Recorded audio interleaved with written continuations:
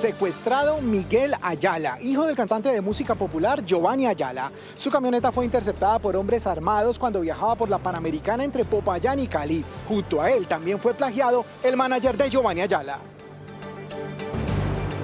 Giovanni Ayala publicó un mensaje en el que se refirió a la situación extremadamente difícil por la que atraviesa su familia. Señaló que no es momento de especulaciones y pidió consideración en medio del dolor y la incertidumbre. El sector del túnel en la vía entre Cali y Popayán se ha convertido en el terror de los conductores. Allí hace un mes fue secuestrada y asesinada una estudiante de la Universidad Nacional de Medellín. Y también fue atacado el senador Temístocles Ortega, quien hoy clama por mayor seguridad. Atención conductores, sigue bloqueada la vía La Calera-Bogotá. La comunidad protesta por el aumento en los cobros catastrales. Le piden al alcalde una solución urgente. Sigue la búsqueda de los 3 integrantes de la familia Villota desaparecidos tras la creciente de una quebrada en Silvania, Cundinamarca. Los más cercanos, sus allegados, piden a las autoridades no cesar esa búsqueda. Habló la hermana del menor que murió en el bombardeo de la fuerza pública contra las disidencias de las FARC en el Guaviare. Dice que fue reclutado hace 3 meses y que fue sacado de su propia casa en Miraflores. Más de 50.000 usuarios de la nueva EPS en Aguachica se quedaron desde hoy sin los servicios de salud en la clínica de alta complejidad. La decisión incluye a pacientes oncológicos y con insuficiencia renal crónica. La entidad a la IPS que los atendía. Los pacientes piden soluciones. Con victoria terminó Colombia el 2025. Aquí en el Citi Field derrotó 3-0 a Australia. Puntos altos de varios jugadores que esperan estar en la próxima convocatoria. Y ya hay 42 de los 48 equipos que estarán en la próxima Copa del Mundo. Se ha quedado sin mundial Reinaldo Rueda. Lágrimas en el técnico colombiano luego de la eliminación de Honduras.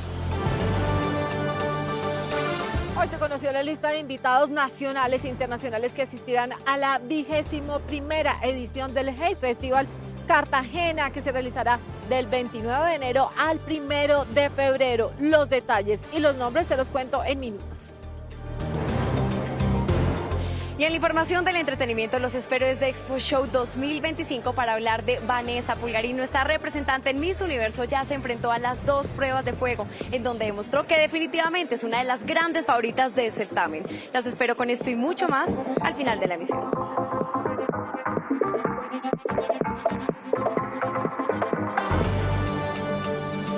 Nuestros presentadores ya están listos.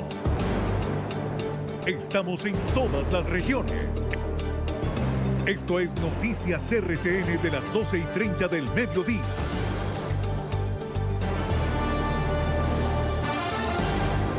Pongámonos al día con lo que pasa a esta hora. Estamos al lado de la gente para contarles lo que sucede en este momento en Colombia y el mundo.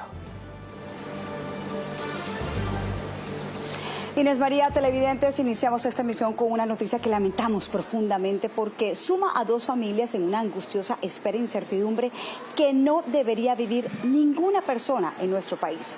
Estamos hablando del secuestro de Miguel Ayala, el hijo del reconocido cantante Giovanni Ayala, quien fue secuestrado junto con su manager cuando transitaba en la vía Popayán-Cali. La camioneta en la que se movilizaban fue interceptada por hombres armados. ¿Qué más sabemos, Carlos Andrés? Adelante, buenas tardes. Jessica, televidentes, buenas tardes. Pues vuelve y juega a este fatídico sitio conocido como el túnel entre Popayán y Piendamó. Los transportadores han hecho innumerables llamados de atención. Dicen que están saliendo casi que a diario los delincuentes a hurtar, a secuestrar, como en este caso. Ocurrió anoche a eso de las 8 de la noche y 45 minutos. Se tuvo conocimiento que el hijo del músico Giovanni Ayala venía de una presentación en el Tambo cuando fue interceptado. De una forma violenta se lo llevaron hacia la cordillera occidental en zona rural de Cajibío. Luego de cumplir con una presentación musical en zona rural de El Tambo, occidente del Cauca, el artista y su representante retornaban hacia el aeropuerto de Palmira a través de la vía Panamericana. Al pasar por el peligroso sector conocido como el túnel en zona rural de Cajibío, hombres armados en 2 vehículos y una motocicleta los interceptaron. Se tuvo conocimiento del eventual secuestro de Miguel Ayala y del manager del cantante de música popular Giovanni Ayala, en hechos ocurridos en la vereda El Túnel del municipio de Cajibío. El artista y el manager fueron llevados en su propia camioneta hacia el lago El Bolsón, en zona rural de Cajibío. El conductor fue dejado sobre la Panamericana con algunas pertenencias del cantante.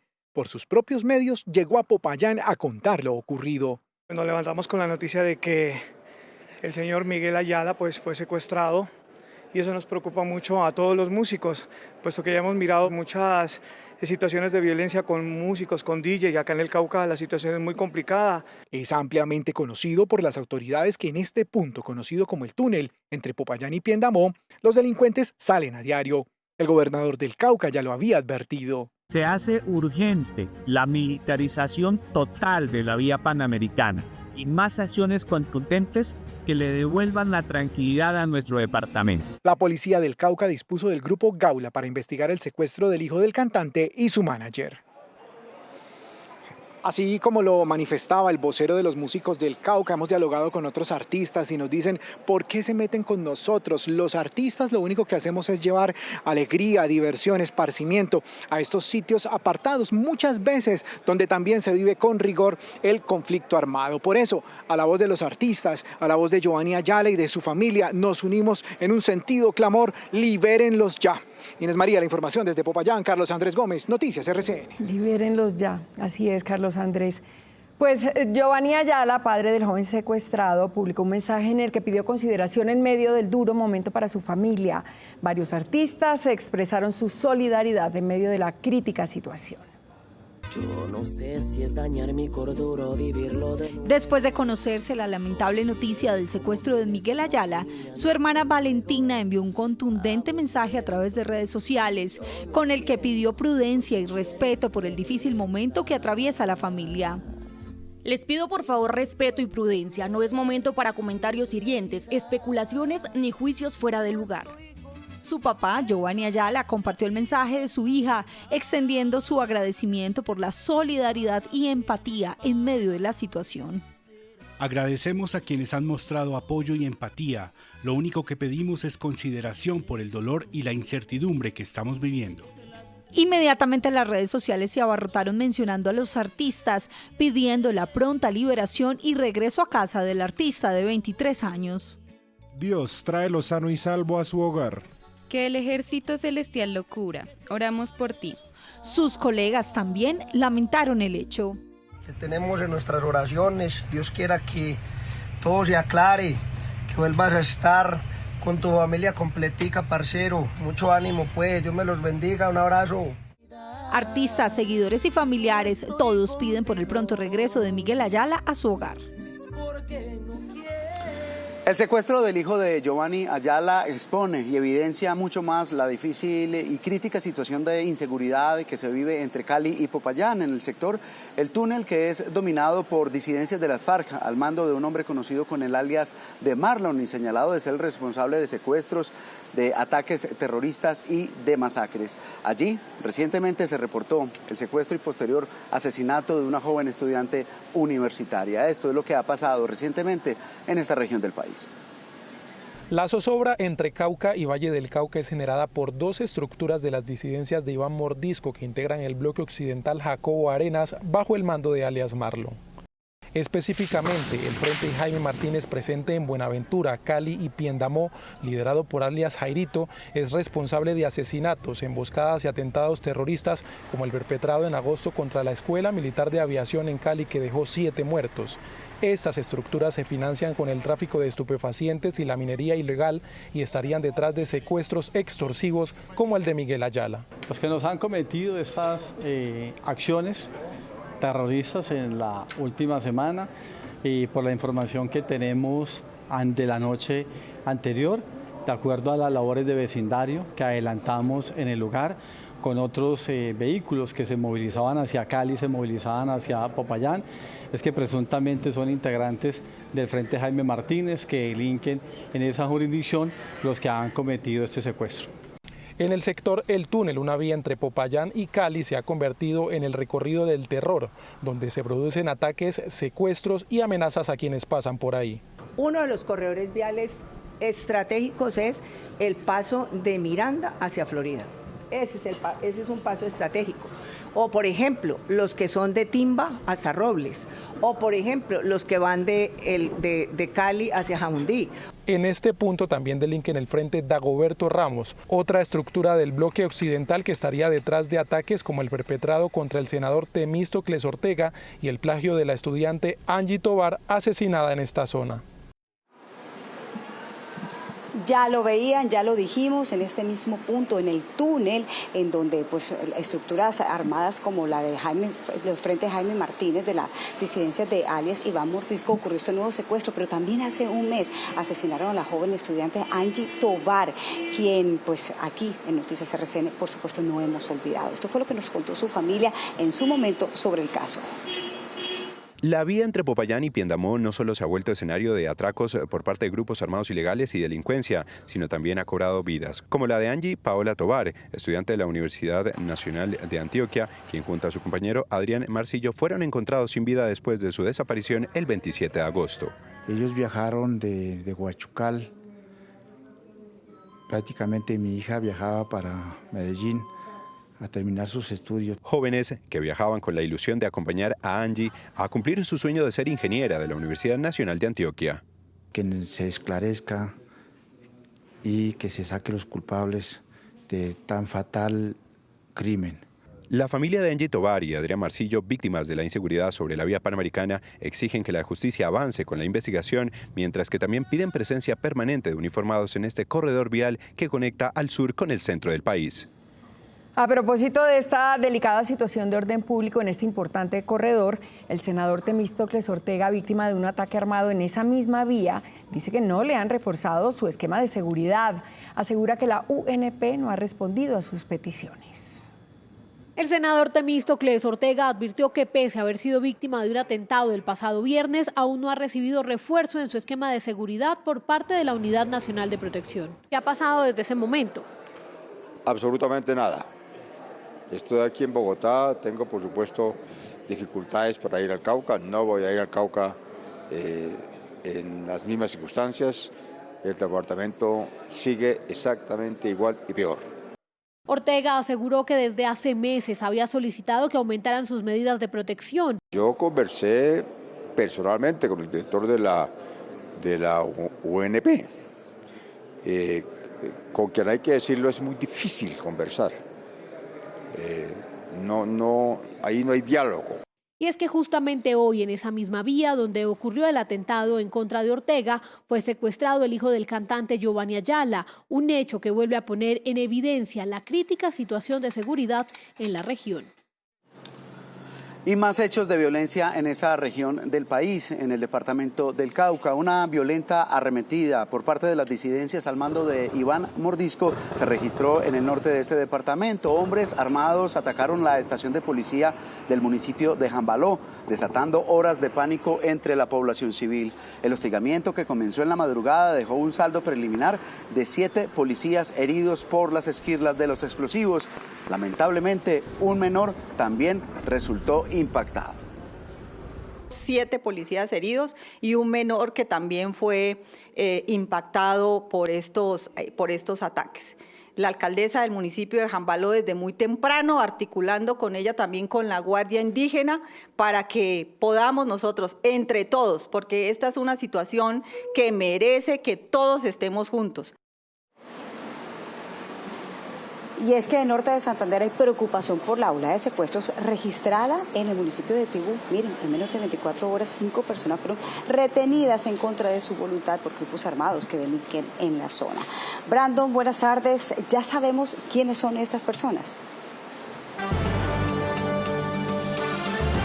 Hola Jessica, muy buenas tardes. Así es, pues la denuncia la han hecho precisamente las diferentes asociaciones de defensores de derechos humanos aquí en el departamento norte de Santander, y hay preocupación debido a esta ola de secuestros. Pues vean, el primer secuestro o los primeros secuestros se produjeron precisamente de Jefferson Said Jaimes y Steven Adolfo Sánchez, quienes se desplazaban desde el casco urbano hacia la vereda Oru 7 cuando fueron interceptados por sujetos armados. Allí era donde laboraban precisamente en cultivos de palma. Otro de los hechos hechos que se registró es el de una pareja de esposos, Marco Aurelio Cristancho y Ana Dolores Carrascal, que se encontraban recogiendo un mercado en una de las instituciones educativas que quedan allí en la zona rural del municipio de Tibú, y sujetos los obligaron a montarse en un vehículo y allí se los llevaron y en las últimas horas fueron liberados. Sin embargo, otro de los casos que ha estremecido precisamente a la zona del Catatumbo es el del mototaxista Giovanni Galvis, quien apareció sin vida luego de ser secuestrado. Rechazamos los secuestros que se vienen presentando en la región del Catatumbo, donde en un lapso de 24 horas han habido 5 secuestros. 2 jóvenes que se desplazaban de la cabecera municipal a la vereda Orusiete fueron retenidos por grupos al margen de la ley. Compañeros televidentes, y es que la exigencia de los familiares es precisamente que se les respete la vida a las personas que han sido retenidas, pues de estos 2 jóvenes que se encontraban en la vereda Oru 7 todavía no se sabe nada, y por supuesto ya son más de 90 secuestros que se han registrado en la zona del Catatumbo en lo que va corrido del 2025. Esa es toda la información que tenemos desde la capital norte de santanderiana. Brandon Galvis, Noticias RCN. Inés María, usted tiene más información. Así es, Brandon, y es que en Noticias RCN no nos olvidamos del drama del secuestro y de quienes viven con la incertidumbre sobre la suerte de un ser querido. Desafortunadamente, los plagiados no solo son integrantes de la fuerza pública, sino también civiles. Miren, este año van 306 civiles secuestrados. Según el reporte de las autoridades, 17 personas permanecen en poder de grupos ilegales. En Noticias RCN insistimos, sin condiciones, libérenlos ya. Este año van 306 civiles secuestrados. 15 personas permanecen en poder de grupos ilegales. Jenny Paola Trujillo es una de ellas. La mujer de 27 años fue sacada de su casa por hombres armados el 3 de noviembre. Pues a ella le llegaron ahí unos manes en una camioneta blanca y la llamaron por el nombre y ella salió. Y en eso fue cuando ya la agarraron así a la huerta y la echaron a la camioneta y se la llevaron. Jairo Antonio Rengifo Ocampo, esposo de la secretaria de Gobierno de Miranda Cauca, fue llevado a la fuerza el 1 de noviembre. No hemos tenido una prueba de supervivencia, no hemos tenido comunicación con sus captores, no hemos tenido ninguna exigencia. Elí Rizo Jiménez, de 62 años y con múltiples afectaciones y quebrantos de salud, fue secuestrado en octubre de este año en Ocaña por un grupo armado ilegal. Fue secuestrado el día 17 de octubre. Mi papá pertenece a la iglesia del Movimiento Misionero Mundial. Mi papá es un agricultor entregado al campo. Y no nos olvidamos de Sanín Antonio Mena, un hombre de 88 años, abogado y ganadero, y que fue secuestrado el 26 de mayo de 2023 en Río de Oro, Cesar. Mi papá fue secuestrado en la vereda Tarimbas, perteneciente al corregimiento de Montecitos. En Noticias RCN insistimos, sin condiciones, libérenlos ya. Sin condiciones, que regresen a sus hogares. Cambiamos de tema, son las 12 del día, 46 minutos, porque hoy la vía Bogotá-La Calera amaneció bloqueada. Los manifestantes protestan por los altos costos en el avalúo catastral. Lisa, adelante, situación a esta hora. Buenas tardes. Jessica, televidentes, buenas tardes. Mire, ya son 7 horas de este cierre aquí en la vía La Calera y Bogotá. La comunidad, como usted lo mencionaba, protesta por ese proceso de actualización catastral. En la vía permanecen varios vehículos a la espera de una apertura. Ya los conductores están desesperados. Y mire, para quienes vienen hacia La Calera, ya en el peaje las autoridades están informando el cierre para que tomen vías alternas. Este punto que ustedes ven ahí es el único que se mantiene, es el bloqueo, y hemos hablado con algunas personas que se han visto afectadas porque debían llegar a estudiar o trabajar. ¿Qué le dijeron sobre el tema del bloqueo? ¿Sabía usted? No, ni siquiera, no tenía ni idea, la verdad. ¿Y qué va a hacer ahorita para llegar hasta el pueblo? Pues será caminando. Llevo viajando como desde las 5 de la mañana para llegar a la casa y no he podido. ¿Hacia dónde se dirige usted? Hacia Huasca. Afectado porque voy hacia Gama, Cundinamarca, tengo una reunión a las 8 de la mañana. Mi papá desde hace 4 años le subió el impuesto. Él pagaba 1.900.000. Este año, en marzo, tuvo que pagar 8 millones de pesos. O sea, se le ha subido en 4 años, ¿cuánto? Más del 100%. O sea, ¿cuánta plata? Mire, pues hace pocos minutos llegó hasta este punto el alcalde para hablar con los manifestantes, sin embargo no hay un consenso, ellos están desde las 6 de la mañana tratando de dialogar y lo que les pidió es que se generara una apertura a un solo carril, sin embargo los manifestantes no accedieron a esto, pues solamente se está permitiendo el paso de ambulancias, bomberos, de carros de la fuerza pública y también vehículos que traigan o transporten alimentos. En este momento las afectaciones pues han sido a la movilidad de parte de los manifestantes. Ellos han planteado 5 puntos de manifestación, de esos solo se tiene uno, los otros fueron levantados. Lo que nosotros siempre hemos estado, y lo pueden observar aquí, es que estuvimos desde las 6 de la mañana dispuestos en este espacio para el diálogo, la concertación y la colaboración armónica en función de nuestro municipio, de poder mejorar la información y los recursos que tiene el municipio para poder responder a las necesidades que los habitantes presentan. Mire, pues el alcalde ha asegurado que las dudas que le ha expresado la comunidad, esas ya habían sido resueltas a través de derechos de petición. Nosotros seguiremos muy atentos al desarrollo de ese bloqueo aquí en La Calera. Sigan ustedes con Lisa de Rincón, Noticias RCN. Así es, Lisa, seguiremos muy pendientes. Crece el drama de la familia Villota. 3 de sus seres queridos ya completan más de 24 horas desaparecidos luego de que el vehículo en el que viajaban fuera sorprendido por una creciente súbita en el municipio de Silvania, en Cundinamarca. Claman para que las autoridades se articulen e intensifiquen la búsqueda. Dentro de los desaparecidos hay una joven de 16 años. Jason Vera está en el lugar de la noticia. ¿Qué han encontrado hasta ahora, Jason?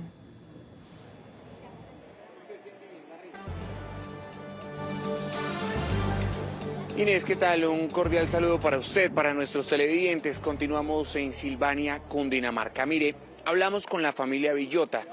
Llegaron hijos desde Putumayo, hijos también desde la ciudad de Bogotá a buscar a sus familiares. Sabemos que aún permanecen 3 personas desaparecidas, 3 mujeres, entre ellas, quien usted menciona, una joven de 16 años. Entre lo que han podido encontrar, se ha encontrado la placa del vehículo, algunas de las partes pequeñas del vehículo. También encontraron un bolso, una de las cédulas de las personas que están desaparecidas, algunas de sus pertenencias, su ropa y una de sus mascotas. Encontraron el perro de la familia. Sin embargo, no aparecen todavía los cuerpos y la familia pide encarecidamente que continúe esa búsqueda por parte de las autoridades y también por parte de la familia, que han hecho hasta lo imposible por encontrar a sus seres queridos.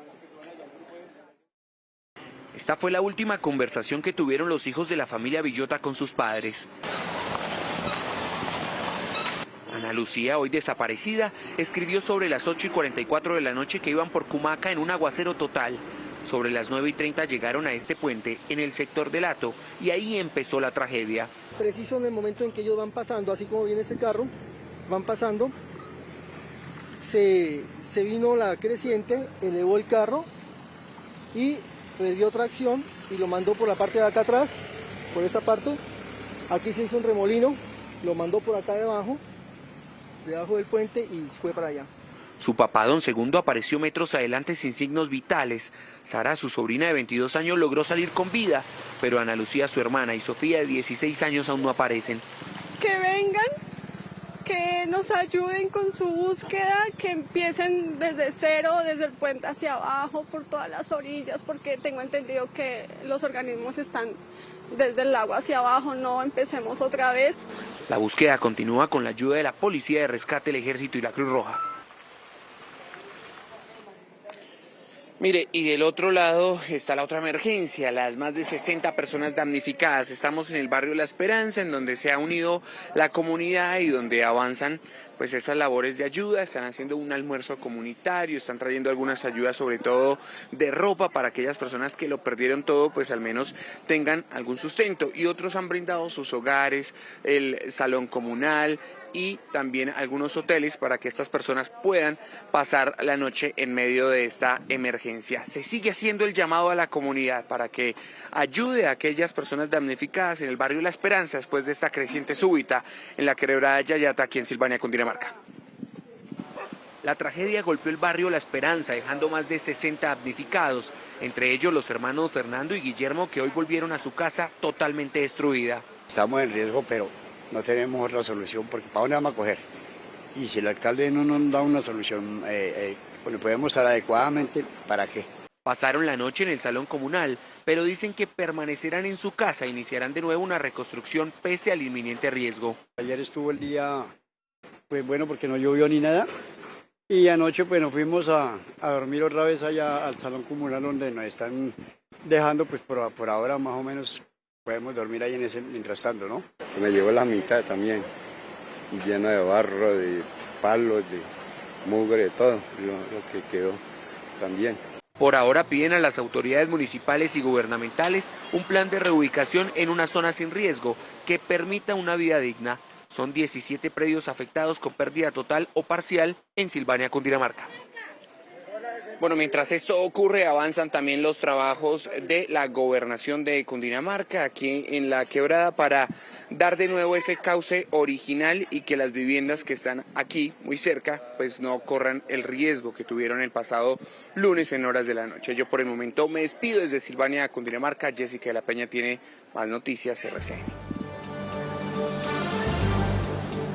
Claro que sí, Jason, muchas gracias. Vamos con otra información porque sigue la fuerte polémica por los bombardeos de la fuerza pública a campamentos de las disidencias en donde han caído 15 menores.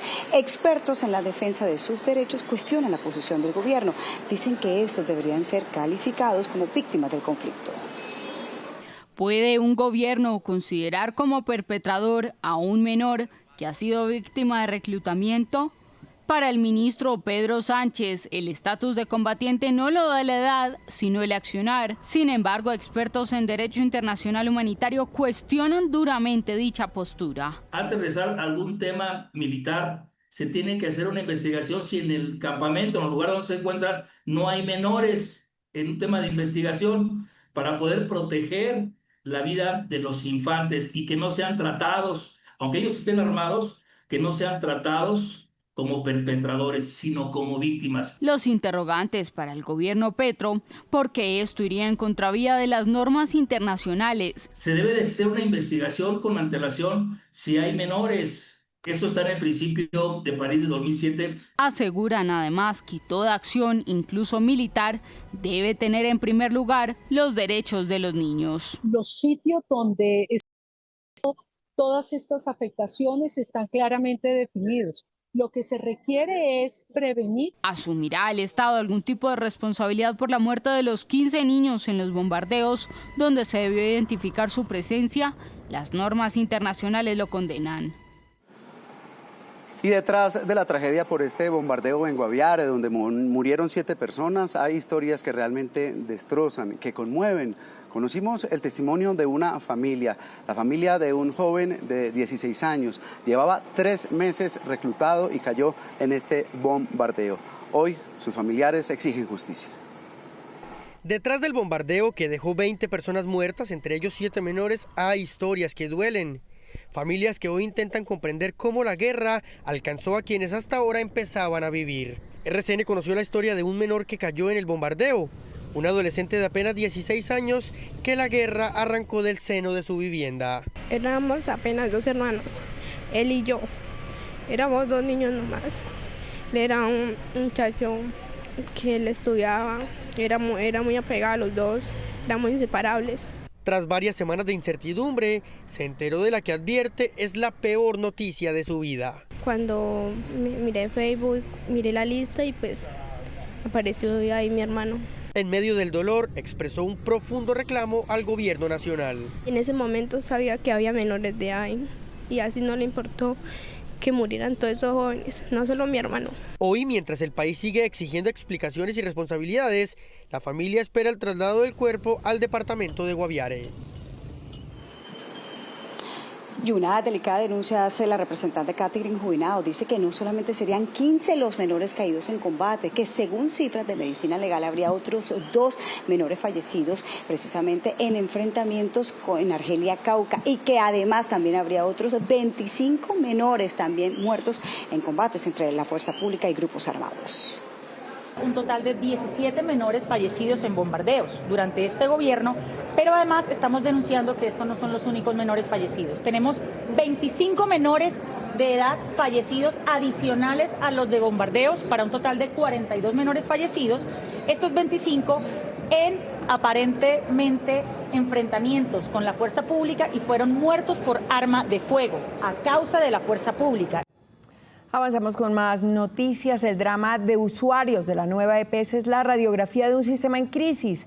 Pacientes que llevan meses esperando para que les entreguen sus medicinas. En muchos casos deben comprar sus medicamentos de su propio bolsillo. Tengo bolsa de colostomía y no me las han dado. Me dieron solo bolsas y barreras no. ¿Yo para qué quiero bolsas si no tengo barreras? Dramas innumerables. Parece que nadie se preocupa por ellos mientras tu enfermedad avanza.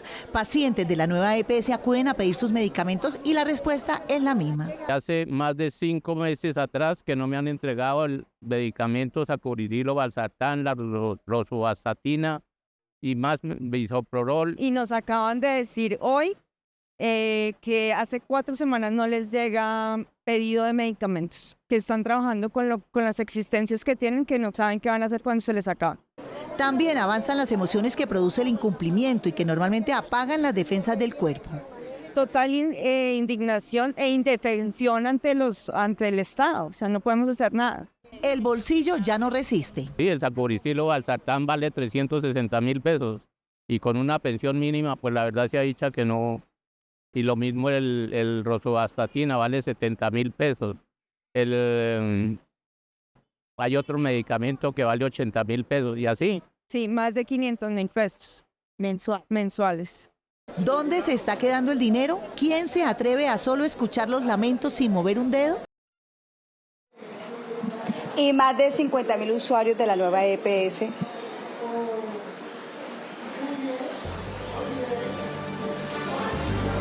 más de 50.000 usuarios de la nueva EPS en Aguachica Cesar se quedaron desde hoy sin sus servicios de salud, precisamente que le incluyen en la clínica de alta complejidad, que tiene como también incluye los servicios oncológicos y también de insuficiencia renal crónica, todo por el no pago de una millonaria deuda con la IPS. Álvaro, ¿sabemos a cuánto asciende la deuda?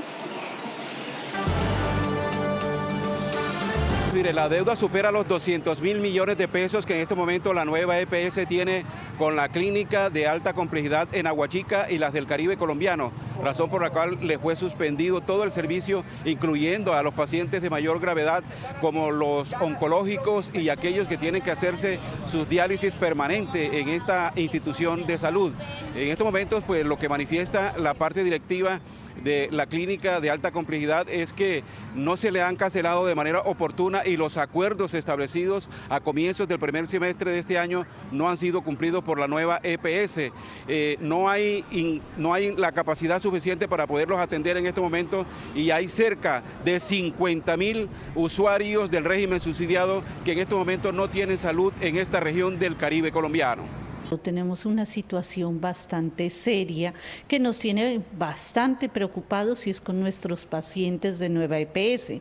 Se han suspendido la totalidad de los servicios en este momento porque no hay flujo de recursos y eso nos tiene en una situación crítica. No nos quieren dializar, nos mandaron una orden que no se podía porque no le habían cancelado a la clínica de alta complejidad. Mire, el llamado urgente que están haciendo los miembros de la Asociación de Usuarios en Salud del Departamento del Cesar es que la EPS debe activar de manera urgente los servicios en la ciudad de Ocaña y Bucaramanga, sobre todo para aquellos pacientes que necesitan ser dializados y aquellos que necesitan tratamientos oncológicos. Álvaro Lora, Noticias RCN, Aguachica Cesar. Dramática situación, Álvaro, gracias. El exministro Juan Fernando Cristo oficializó su candidatura a la presidencia de la República. No descarta ir al Frente Amplio en marzo del próximo año. En medio de un ambiente de polarización hizo un llamado a la sensatez. Hoy quiero anunciar formalmente la decisión de aspirar a la presidencia de la República. La democracia colombiana, al igual que sucede en la mayoría de las democracias del mundo, atraviesa momentos de división y radicalización profunda que exige moderación, sensatez y un verdadero propósito de lograr consensos sociales.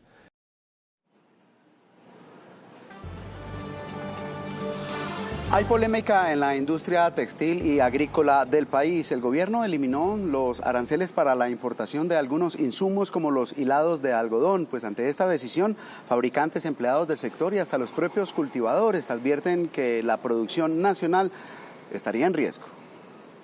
El decreto del gobierno deja en 0% los aranceles para importar hilos de algodón y otros insumos textiles. Según el gobierno, la medida busca reducir costos para la industria, pero los cultivadores de algodón y los empleados del sector textil advierten de impactos negativos. Resulta incomprensible que sin ningún estudio técnico serio se haya tomado una decisión que pone en riesgo directo nuestros empleos, la industria nacional y el bienestar de miles de familias colombianas. Para las empresas, la entrada de estos productos a costo cero implicaría reducir su producción y poner en riesgo empleos. Para nosotros esto constituye un acto de traición al mandato popular, a quienes apostamos al cambio, y ahora vemos cómo se nos desconoce y se nos compromete nuestra estabilidad laboral. El presidente del ANDI también se pronunció sobre la iniciativa. Alerta, el gobierno nacional ha tomado una decisión que acabará con la industria de hilos en Colombia. Desaparecerán 8.000 empleos y algunas de las compañías más representativas del sector. Centrales obreras como la CGT proyectan la pérdida de 30.000 empleos indirectos. De igual manera, el decreto afectaría a los productores de algodón de Córdoba, Cesar, Tolima, Huila y Meta. Sal de frutas Lua Plus trae pepitas de simeticona que no se disuelven en el vaso sino en tu estómago, aliviando más malestares. Alivio de Lua, alivio de una. 1:00 p.m, 4 minutos. Momento de hacer un repaso por las noticias de las regiones. Juan Fernando. Inés María, se presentó una nueva tragedia por las lluvias en Antioquia. En Tarazá, municipio de la región del Bajo Cauca, el deslizamiento de tierra afectó y colapsó 2 viviendas. En una de ellas murió un niño de 3 años y sus papás adultos resultaron con lesiones menores. Las autoridades dicen que la situación está relacionada con las lluvias intensas de los últimos días.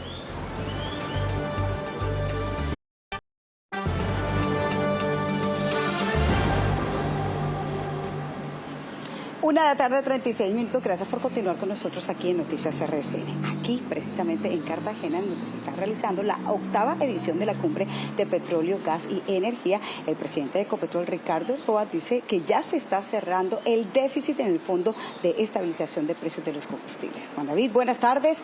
¿Por qué sucede esto? Hola, ¿qué tal? Buenas tardes. Lo que pasa es que como el precio de la gasolina está tan alto, a más de 16.000 pesos en promedio el galón, esto está ayudando a compensar parte de ese déficit que aún existe por parte del precio del ACPM. De acuerdo incluso con expertos, los colombianos estamos pagando una gasolina por lo menos 2.000 pesos más cara que el precio internacional, precisamente para cubrir ese déficit que en años pasados llegó a superar los 30 billones de pesos anuales. Durante la instalación de la 8ª edición de la Cumbre de Petróleo, Gas y Energía, el presidente de Ecopetrol, Ricardo Roa, reconoció que sin hidrocarburos no habrá transición energética. El pilar es ese, no tenemos otro. La fuente de recursos para la transición energética está en el negocio tradicional, está en la protección, en la consolidación del negocio de los hidrocarburos. El funcionario también reveló que gracias a los altos precios de la gasolina, el déficit del Fondo de Estabilización de Precios de los Combustibles está casi cerrado. Al cierre de este año, el saldo del FEPEC va a ser cercano a los 3 billones de pesos. Ya no van a ser 73 billones de pesos que hemos tenido que afrontar de saldos. Y es que las cifras reflejan que el precio de la gasolina en Colombia está por lo menos 2.000 pesos por galón por encima del precio internacional, lo que ha permitido ir cerrando ese déficit a pesar de no subir el precio del ACPM. Hay que mencionar que en el marco de esta 8ª Cumbre de Petróleo, Gas y Energía, los gremios también han hecho un llamado al gobierno nacional para garantizar la seguridad energética del país, ya sea por medio de nuevos contratos de exploración de hidrocarburos o también por medio de la identificación y el desarrollo y llevar a cabo procesos distintos como por ejemplo el fracking. En Noticias RCN les vamos a estar contando todo lo que sucede aquí en esta 8ª edición de la Cumbre de Petróleo, Energía y Gas. Por el momento yo me despido y ustedes tienen mucha más información. Seguiremos atentos de lo que ocurra, Juan David, gracias. El próximo 1 de diciembre inicia la reunión de la Mesa de Concertación del Salario Mínimo. La Central Unitaria de Trabajadores CUT señaló que espera que el aumento del próximo año sea de 2 dígitos. Vamos a la Comisión Nacional de Concertación este 1 de diciembre de manera unificada. El Comando Nacional Unitario definirá sus propuestas concretas. Estamos diciendo, eso sí, que tiene que ser de 2 dígitos el incremento para el próximo año en el salario mínimo. Mi madre me enseñó que la fuerza no está en la forma, sino en lo que soy. Mi hermana me enseñó sobre el amor propio. Por eso hoy soy auténtica, soy segura, soy Tol. Y como cada año les traemos información de lo que va a pasar en el High Festival. Nancy Velandia, nuestra directora de noticias de fin de semana, nos tiene los detalles de la versión 2026. Nancy, hola, ¿dónde se encuentra? Un saludo muy especial para usted y para nuestros televidentes. Yo los saludo desde la residencia del embajador del Reino Unido, donde hace pocos instantes se presentó la agenda, la programación oficial del Hay Festival, que llega a su 21ª edición. Recuerden que se va a estar realizando desde el 29 de enero al 1 de febrero de 2026 en Cartagena. También habrá agenda en Medellín, en Barranquilla y en Jericó, y Noticias RCN, por supuesto, que va a estar ahí haciendo su cubrimiento especial. Se conoció la lista de invitados especiales nacionales e internacionales y les adelanto por ahora unos nombres internacionales. El viejo conocido de la casa, Leonardo Padura, que nos va a estar hablando de su más reciente novela, Morir en la Arena. También Javier Peña, Javier Cercas, Santiago Posteguillo y también la escritora danesa Jan Teller. Pero si hablamos de la cuota nacional, tenemos que hablar de Mario Mendoza, de Gilmer Mesa, de Sara Jaramillo Klinker y de Juan Esteban Constaín y por supuesto de Pilar Quintana. Esos son algunos de los nombres de los escritores colombianos que van a estar presentes en el Hay Festival 2026. Las ideas, las artes, las historias siguen siendo herramientas fundamentales para comprendernos, para dialogar y para transformar también el mundo en que compartimos. Para RCN es un placer participar de nuevo en este gran evento que es el Hay Festival. Llevamos 21 años consecutivos apostándole a este evento que, más que literatura, es un evento enorme, un festival de ideas que fortalece la democracia, que nos invita a ver el mundo desde distintos ángulos, nos invita a oír buenas conversaciones y sentimos pues que eso es lo que el país necesita en este momento. Importantísima la participación de la empresa privada en este tipo de conversaciones, en este tipo de eventos. Antes de despedirme les voy a dar 2 datos que están relacionados con el primer día del Hay Festival 2026 y es que el conversatorio principal va a estar a cargo del director del Tiempo, Andrés Mompotes, y es una charla muy interesante con un actor mexicano muy reconocido que también es productor y director. Les hablo de Diego Luna. Y el concierto inaugural va a estar a cargo de una orquesta colombianísima de salsa que se llama La Pambelé. Eso es todo por ahora. Yo me despido, les deseo una feliz tarde. Última hora, Colgate sigue recorriendo Colombia, llevando junto al doctor Muelitas sonrisas y tips de salud oral. Quédate y conoce la noticia completa aquí en Reporteritos Colgate. Cambiamos de tema. Los 40 años de la tragedia de Armero mantienen viva la memoria de Colombia. En Manizales e Ibagué, el artista plástico Guillermo Londoño rinde homenaje con una obra que rinde homenaje a las nuevas generaciones para que no olviden lo ocurrido. Lo que el ojo no ve es la exposición que está llegando a su fin en el Museo de Arte de Caldas y que rememora momentos de los antepasados de la región. Es una exposición de la memoria, es una exposición que trae a colación los orígenes, los antepasados, que por violencia terminaron todos, como hemos terminado todos en la ciudad de Bogotá. Pero la obra del artista bogotano continúa en Ibagué, donde a través del arte se rememora los 40 años de la tragedia de Armero. En donde se pinta una exposición de de esa tragedia, pero desde el sentimiento, desde la memoria. No está referenciada con fotografías, no está referenciada con videos, es simplemente como una experiencia muy profunda de lo que tuvo que haber sido. Es una obra pensada para que las nuevas generaciones no olviden lo que pasó hace 40 años. Hay una generación que olvidó. Parte del público que yo tuve fueron sobrevivientes de Armero y me decían que agradecían que después de 40 años se recordara. La exposición Silencio Compartido puede apreciarse desde hoy en el Museo de Arte Moderno del Tolima, en Ibagué. El doctor Idelbrando Camacho busca y se ha convertido en un referente de la medicina integrativa en el país, pues él le quiere enseñar a sus pacientes a vivir mejor con un enfoque claro. La buena salud es el resultado de lo que pensamos, comemos y sentimos. En Armenia, entre consultas, viajes y saludos cargados de afecto, el doctor Hildebrando Camacho se ha convertido en un referente de la medicina integrativa. Su propósito va más allá de curar enfermedades, busca enseñar a vivir mejor, con un enfoque centrado en la prevención y el bienestar. Para mí como médico es muy difícil poner la emoción en el desarrollo de una enfermedad. Yo estoy obligado como doctor a asociar las emociones, sobre todo en cáncer o en diabetes. Egresado de la Universidad de Caldas, el doctor Camacho ha dedicado años a estudiar los procesos que deterioran el cuerpo humano para entender cómo prevenirlos. Su práctica médica combina la ciencia con el conocimiento de los principios activos naturales. Comienzo la anamnesis o la búsqueda emocional de esa enfermedad y la encuentro. En su consultorio, la conversación no gira solo en torno a exámenes o diagnósticos. Habla de alimentación, de la importancia de moverse, de respirar bien, de tener una mente tranquila.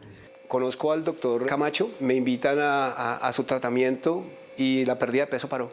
El sueño del doctor Hildebrando Camacho es construir un modelo de atención médica que priorice la prevención y la calidad de vida.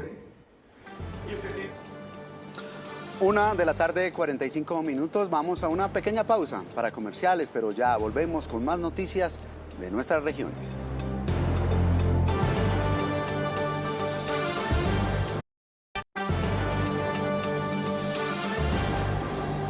Este es el noticiero de las regiones y en las regiones nadie la tiene más clara que nuestros corresponsales de televisión y radio. Empezamos en La Guajira con Nailet Brujés. Nailet, adelante. Con las buenas tardes, compañeros. Le contamos que en el sur de La Guajira está Distracción, municipio cuyo nombre parece un cuento, pero es prehistoria. Un lugar tan tranquilo que sus habitantes recuerdan que pasaron 17 años sin presencia policial y aún así nunca ocurrió nada. Alberto Camargo, historiador, nos cuenta el origen del nombre de Distracción. Acá llegó un señor llamado Antonio María Vidal. Le preguntaba a sus familiares: don Antonio, ¿usted de dónde viene? ¿Dónde? Dice: yo vengo de mi distracción, dando a entender que venía de un sitio que a él le llamaba la atención porque, según lo que cuenta la historia, era un sitio muy apacible, acogedor, poético. Hay algo sorprendente, y es que mientras La Guajira enfrenta crisis por agua, Distracción ha contado siempre con el beneficio del río Ranchería, que le ha permitido tener agua las 24 horas del día, incluso en tiempos difíciles. Y ustedes, si quieren conocer un rincón auténtico de La Guajira, lleno de agua, de historia y de tranquilidad, vengan a Distracción. Aquí la vida sí se disfruta sin prisa. Y de La Guajira vamos a Córdoba con Jairo Pérez, director de la FM en Montería, con las noticias que le importan a la gente. Jairo, adelante, buenas tardes. La FM en el norte de Montería. Hay preocupación en el barrio Mocarí porque una vía está con problemas debido a un gigantesco hueco, una laguna llena de agua, varias familias incomunicadas. Una de las afectadas me esto dijo. ¿Su nombre? Hola, mi nombre es María Alejandra Nieto Aregel. ¿Qué es lo que está pasando con esta laguna? Pues más o menos a mediados de este año se formó un hueco bastante grande en esta calle. La verdad es que es un hueco tan grande que las personas se han visto afectadas. Nosotros también nos vemos afectados porque el agua corre completamente para la casa. Yo tengo dos padres que son adultos mayores y aunque tratamos de mantener nuestra terraza limpia, pues siempre viene el carro que va a ver y obviamente va a correr para la casa. Sí, así como ellos están con miedo de ingresar. Así es. Se supone que esta calle está para pavimentar, pero todavía estamos esperando la pavimentación de la calle. ¿Llamado a la alcaldía? Así es. Este hueco ha ocasionado varios accidentes de tránsito de personas que conducen motocicletas cuando van a pasar hacia esa zona. Y terminamos este recorrido por las regiones en el eje cafetero. Noticias positivas desde el Quindío que tienen que ver con animales que estaban en riesgo y que han mostrado una recuperación gracias a la adquisición de predios para la conservación. Un trabajo que ha liderado la alcaldía de Calarcá y que ha permitido con cámaras trampa avistar, por ejemplo, pumas yaguarondí, también cuzumbos y tucán esmeralda, entre otras especies. Karen Torres es bióloga y es la coordinadora de estas áreas de protección. Las cámaras trampas como tal se instalaron pues con ese propósito de monitorear la fauna silvestre que está presente en los predios de conservación del municipio, también fortalecer el seguimiento a la biodiversidad local y pues su uso permite identificar especies que pueden ser indicadores del estado de conservación de estos ecosistemas. También nos ayudan a generar información científica y promover pues esas estrategias de conservación conservación y un manejo sostenibles en las áreas de protección del municipio. Cabe mencionar que este trabajo inició en 2011 y que articula a ingenieros ambientales, biólogos ambientalistas y un equipo interdisciplinario, tanto en la vereda San Rafael como en la vereda Buenos Aires Alto, y ha permitido recuperar varios animales. Pues gracias a nuestros corresponsales de radio y televisión por sus reportes. Avanzamos. La basura peligrosa de clínicas y los residuos voluminosos de las calles tienen un nuevo destino sostenible. En Antioquia, el Parque Ambiental Ecologística 2.0 está transformando estos desechos en ecofuel, un combustible limpio que reemplaza hasta el 30% del carbón en la industria cementera. Una solución innovadora que alarga la vida de los rellenos sanitarios. Es basura, son residuos de clínicas y hospitales, también material sobrante de centros de salud veterinarios, elementos biosanitarios considerados peligrosos, pero que en este lugar se transforman. Son los residuos generados de todas estas actividades de salud, llegan a la planta y tienen que ser desactivados, dejarlos inertes.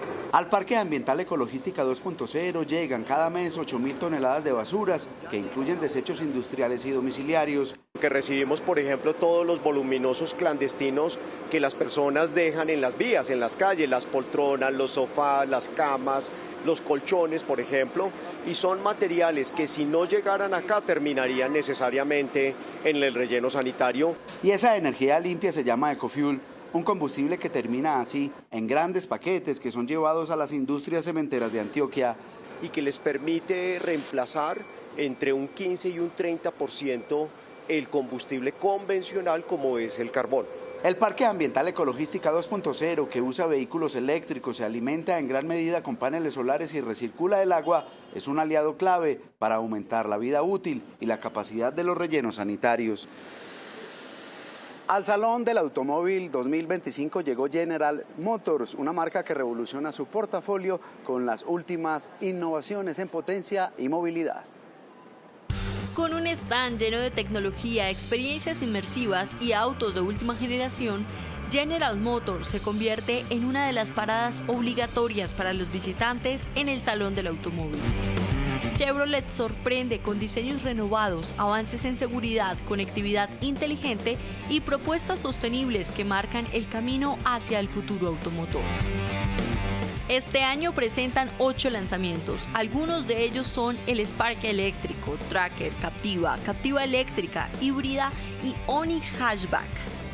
Hasta el 23 de noviembre los asistentes podrán conocer de cerca sus vehículos insignia, descubrir novedades exclusivas y disfrutar de activaciones que ponen a prueba el poder y el desempeño.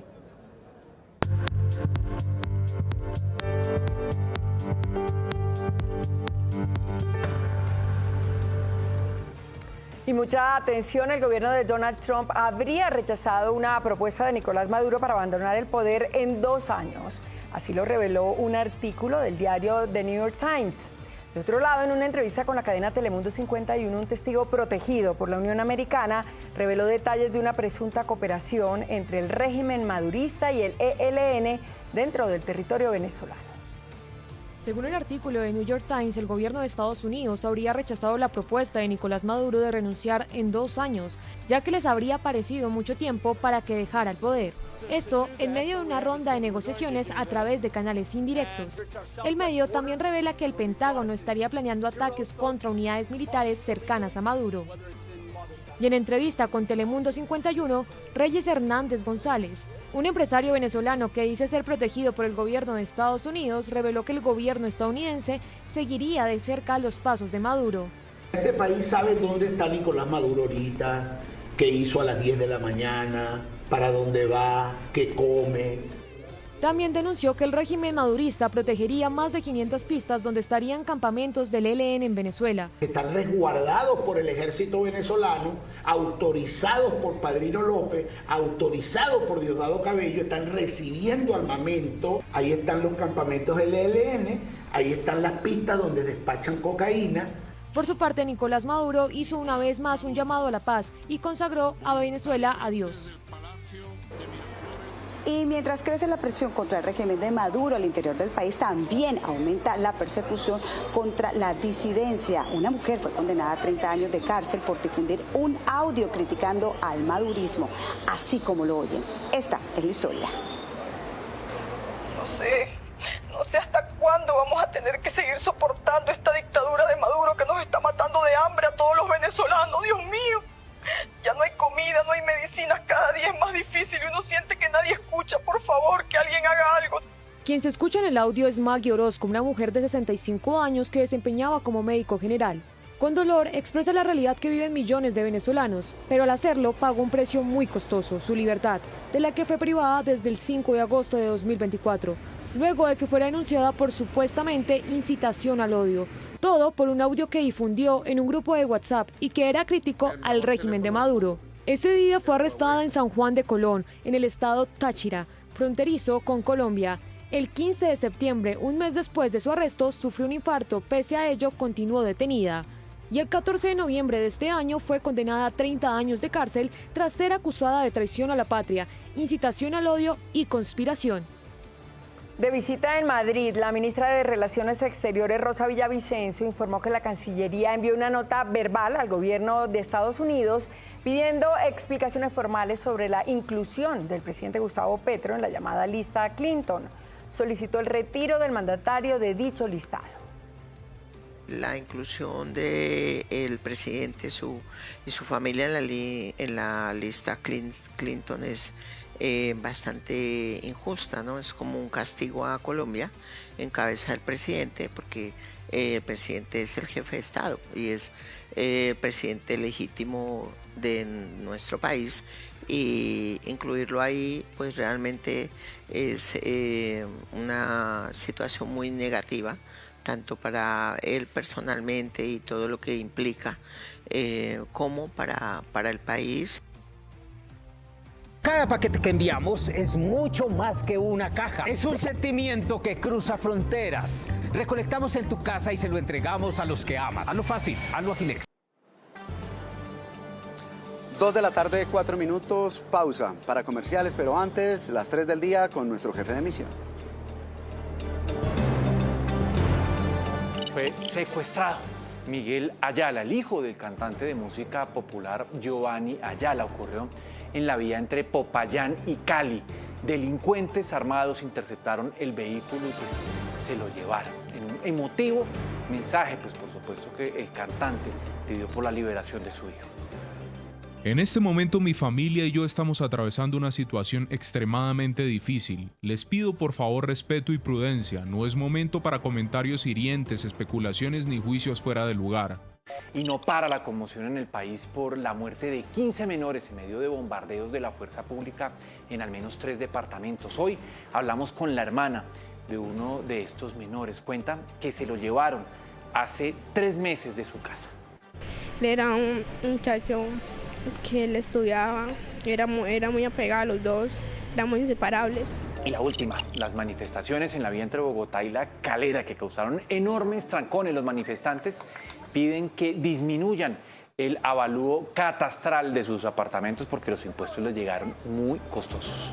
Se le ha subido en 4 años, ¿cuánto? Más del 100%, o sea, ¿cuánta plata? Llevo viajando como desde las 5 de la mañana para llegar a la casa y no he podido. Voy hacia Gama, Cundinamarca, tener una reunión a las 8 de la mañana. Ellos han planteado 5 puntos de manifestación, de eso solo se tiene uno, los otros fueron levantados. Estamos siempre con la gente, por la app, por las redes y por la pantalla. Pongámonos al día con Noticias RCN.